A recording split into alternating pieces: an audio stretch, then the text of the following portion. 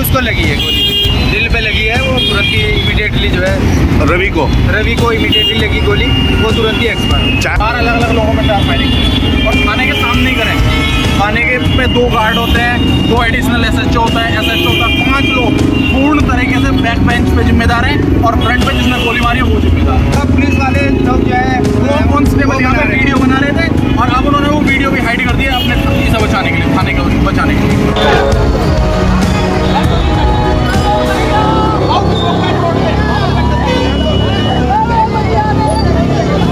जब थाने के बाहर ही कोई सुरक्षा नहीं दे सकता तो एरिया की क्या जिम्मेदारी है इनकी? क्यों सुरक्षा का ठेकेदारी इन्होंने ले रखी है? किस लिए बनाई गई है पुलिस? 112 पे डायल कराया मैंने कि मेरे घर पे गोली चल गई है जी।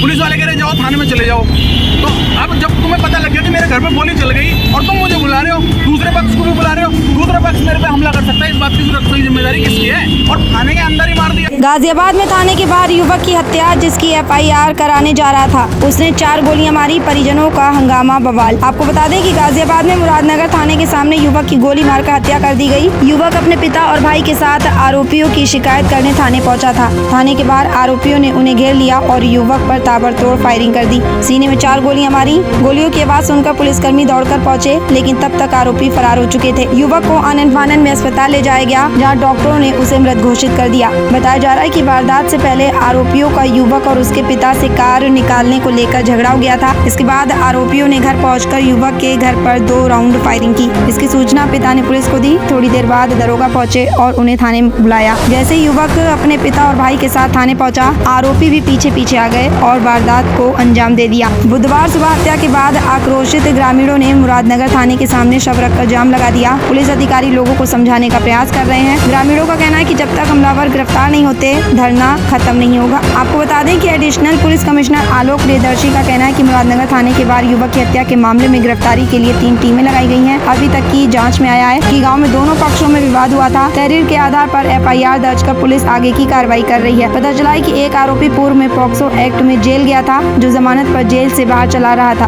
थाना प्रभारी मुरादनगर की भूमिका की जाँच की जा रही है। गाजियाबाद से रोजुद्दीन की खास रिपोर्ट। ये रात 11 बजे की क्या नाम था इनका? रवि कुमार। क्या मामला रहा? मामला ये रहा कि हमारे गांव का मोंटी नाम का लड़का है, रात में 7:30 बजे रावली दुकान से छोटे बेटे के साथ में गाड़ी में बैठ के मैं अपने गांव में किन्नी जा रहा था दुकान बढ़ा के। तो रावली रोड से मेरे गांव का जो लिंक रोड है मिलक रावली का, वहाँ पे मेरे गाड़ी रोक के मेरी भतीजी आ गई थी। मैंने ऑटो से उतरी, मैंने गाड़ी के लिए उसको बचाने के लिए रोक ली। उसके बाद में सामने से वो लोग आए, सिलेरियो गाड़ी में 2 लोग थे, मोंटी मनोज सिकंदर, दूसरे का नाम है अजय मनोज राजवी, उसको मिमी भी बोलते हैं दूसरे लड़के को। वो उसने आगे कहीं पे बीच में गाड़ी रोक रखी है। मैंने कहा बेटा सवारी बैठा रहा हूँ, मेरे बच्चे बैठे हैं, तुम्हें जल्दी हो तो साइड से निकाल लो। इतनी बात कही थी, इतना ही कसूर था भाई हमारा।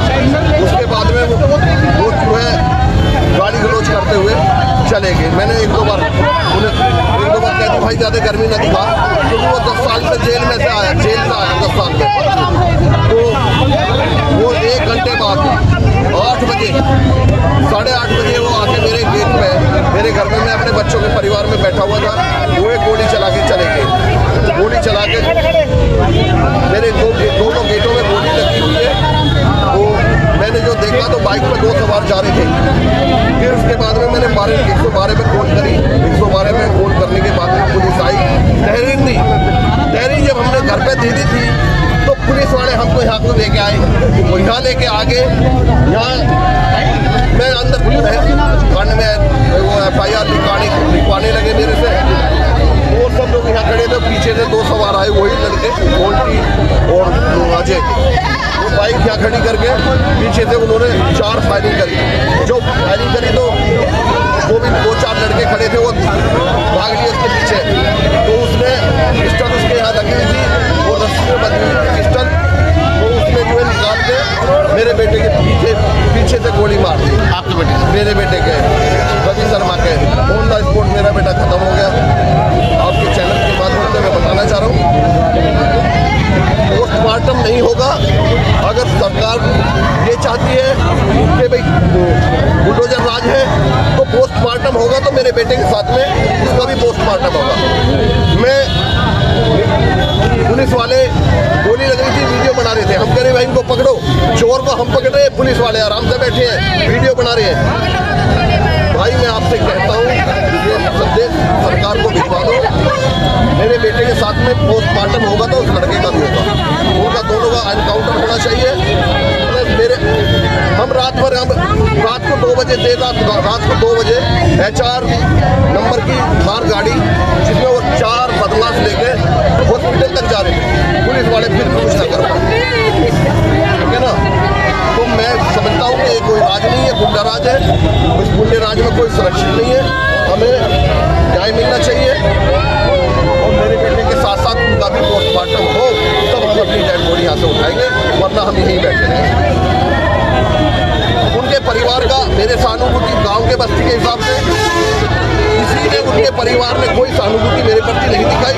अगर वो मेरे प्रति मेरे दुख में सहयोग होते तो मैं मानता, लेकिन कोई भी सदस्य उनके परिवार का मेरे घर पे या मेरे अस्पताल में या मेरे यहाँ पे अब कोई है नहीं, इतनी भीड़ में कोई उनका आदमी नहीं है। क्या करते थे आपके बेटे, क्या करते मेरा बेटा डिजाइन का काम करता था, खाद बीज की दुकान थी उसकी डिजिटल में उधर, और मैं और मेरा बेटा दोनों स्कूटी पे पहले हम आए तो रावली में मेरा छोटा बेटा गाड़ी में मिल गया, वो स्कूटी से उतर के मैं गाड़ी में बैठ गया। मेरा बेटा आगे गांव में चला गया। हमारी कोई रंजिश उससे नहीं थी, उसने आगे गांव में चला। ये तो बात मेरे से वार्तालाप हुई, मेरे से हुई, मेरे बेटे से कोई बात नहीं। उसके बाद में वो गांव में गया, गोली चलाई, फिर पुलिस वालों ने हमें यहाँ बुला दिया, गोली चला दी पुलिस जो है। एक सीधी उसको लगी है गोली, दिल पे लगी है, वो तुरंत ही इमीडिएटली जो है रवि को इमीडिएटली लगी गोली, वो तुरंत ही एक्सपायर। 4 कितने फायर किए थे? 4 फायरिंग की है, 4 अलग अलग लोगों में 4 फायरिंग करें और थाने के सामने ही करें। थाने के पे 2 गार्ड होते हैं, 2 एडिशनल SHO होता है, SHO होता है, 5 लोग पूर्ण तरीके से बैक बेंच पे जिम्मेदार हैं और फ्रंट पे जिसने गोली मारी है वो जिम्मेदार है, ये लोग जिम्मेदार हैं। और वहाँ पुलिस वाले लोग जो है वो कांस्टेबल यहाँ पे वीडियो बना रहे थे और अब उन्होंने वो वीडियो भी हाइड कर दिया अपने इसे बचाने के लिए, थाने को बचाने के लिए। तो अभी तो कोई गिरफ्तारी तो हुई नहीं है?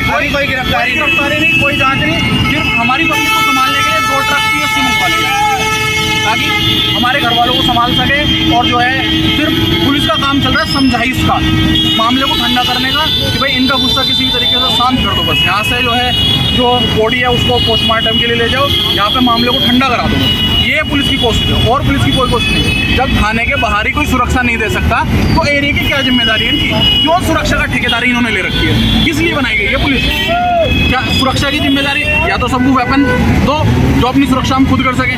जब तुम थाने के बाहर सुरक्षा नहीं कर सकते तो पीछे के एरिया में 2 गली दूर में क्या मानूं कि मेरी सुरक्षा हो रही है या नहीं हो रही है? तो कोई भी मार के गिर के जा सके, जिसका मन चाहो, और मैं भी किसी को मार सकूँ। वो घर पे भी गोली चला के आए हैं, वहाँ भी गेट पे गोली मारी है, पुलिस फोन करके बुला रही है, तुम भी आ जाओ, है ना। वो इधर हमारे जीजा कह रहे हैं भैया खाना खा रहे हैं, हम अभी आ रहे हैं थोड़ी देर। ना पुलिस किस लिए बुला रही है? समझौते के लिए बुला रही थी? हमें क्या पता समझौते के लिए बुला रही है, हमें मरवाने को बुला रही है। नहीं, दोनों पक्षों को यदि बुला रही है थाने में, दोनों पक्षों को बुला रही है। चलो आपकी बात मैंने बड़ी करी, दोनों पक्षों को बुला रही है, तो सुरक्षा की जिम्मेदारी किसकी है? पुलिस की। 112 पे डायल कराया मैंने कि मेरे घर पे गोली चल गई है जी। पुलिस वाले कह रहे जाओ थाने में चले जाओ। तो अब जब तुम्हें पता लग गया कि मेरे घर पे गोली चल गई और तुम मुझे बुला रहे हो, दूसरे पक्ष को भी बुला रहे हो, दूसरा पक्ष मेरे पे हमला कर सकता है, इस बात की सुरक्षा की जिम्मेदारी किसकी है? और थाने के अंदर ही मार दिया। थाने के बाहर भी शाम के टाइम कांस्टेबल होते हैं, थाने के ऊपर 2 गार्ड होते हैं जो गन लेके खड़े रहते हैं, है ना। 2 SHO होते हैं, 1 SHO 2 एडिशनल SHO होते हैं। कहाँ है वो 5 लोग? क्या है इनकी जिम्मेदारी? क्या है सुरक्षा व्यवस्था? कोई सुरक्षा व्यवस्था है या बस सिर्फ ढोंग है सुरक्षा व्यवस्था का? कोई सुरक्षा व्यवस्था नहीं है, सिर्फ ढोंग है, ढोंग।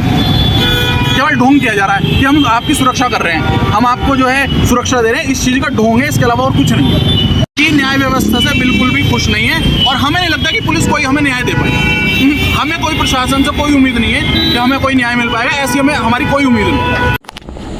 दिनांक 18/6/25 को थाना मुरादनगर पर एक सूचना आई कि मिलक रावली गांव में एक रविंदर शर्मा है जिनके घर पर कुछ लोगों द्वारा फायरिंग की गई है। इस सूचना पर तत्काल चौकी की फोर्स तथा थाने की फोर्स में गई और वहां पर छानबीन किया तथा जो आरोपी था मुंटी उसके घर पर उसकी तलाश भी की गई, वहां पर वो मौजूद नहीं मिला।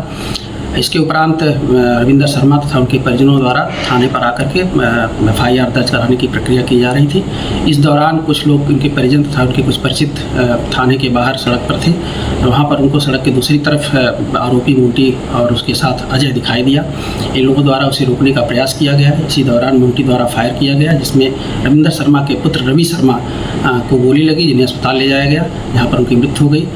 इसके उपरांत परिजनों द्वारा, रविंदर शर्मा द्वारा तथा उनके परिजनों द्वारा एक तहरीर दी गई। इस तहरीर में मुंटी और उसी गांव को मुंटी और अजय को आरोपी बनाया गया है। इस पर अभियोग पंजीकृत कर लिया गया है। अन्य वैधानिक कार्रवाई की जा रही है। पंचायतनामा भर करके डेड बॉडी को पोस्टमार्टम के लिए भेजा गया है और टीमें गठित कर दी गई हैं और उसकी गिरफ्तारी का सतत प्रयास किया जा रहा है। जल्दी इसमें गिरफ्तारी कर आवश्यक वैधानिक कार्रवाई कराई जाएगी।